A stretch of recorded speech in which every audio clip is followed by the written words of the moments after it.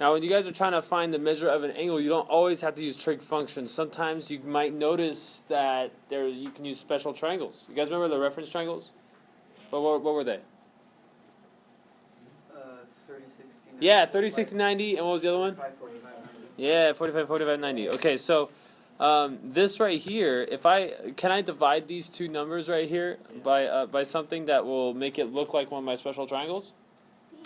Sí, señorita. Okay, so like if I draw, let's see, I'll draw it like this, and then I'll go like that. What can I divide both of these by? I divide both by 6, and so I would get a 1 and a radical 3. Does that look familiar? Yes. Oh, what would our angles be? What would this angle be right here?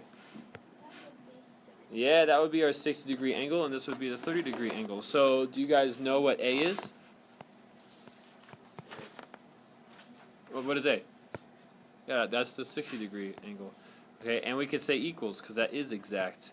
Okay, ooh, yay, I didn't have to use a trig ratio. If you use a trig ratio, it would still work.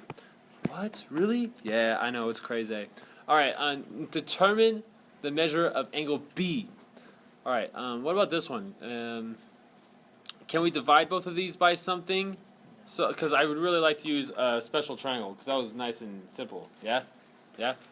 Okay, but we can't. We can't divide 17 is a prime number, so I can't divide it by anything else. Do you guys see anything else with this? Anything about Pythagorean triples or anything like that? Do you guys know what the Pythagorean triple is? Oh, Pythagorean triple is not going to help me here. Is it? No, it's not going to help me. No, I'm not seeing it here. So we got to use a trig ratio. All right, so let's set this up.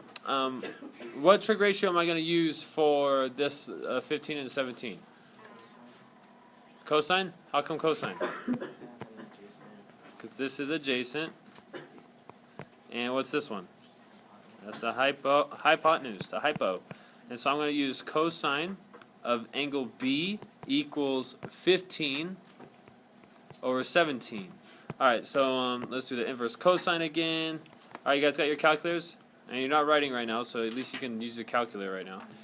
These cancel out. I'm left with B is approximately equal to, can you guys do this? The inverse of cosine of 15 divided by 17. What do you get? 28.0 what? 7, so it's 28.1 degrees. Ah, there you go. Alright, let's see what our last page says right here, our last part. It says, to determine the angle measure, we use the blank buttons on the calculator. What are we going to use? You guys know what they're called? Inverse. Yeah, the inverse buttons on the calculator. You tell the calculator the blank, and it will tell you the blank. Okay, so it's continuing off of this. You tell the calculator the what? Yeah, the sides. Yeah, good. It's kind of review. Remember we just had this. The side, or you can say ratio. Very nice. The sides, or the ratio, and it will tell you the angle measure. Oops. Measure. Oops. Alright, cool. You guys can answer this question right here on your own. Please make sure you guys do your reflection. Done.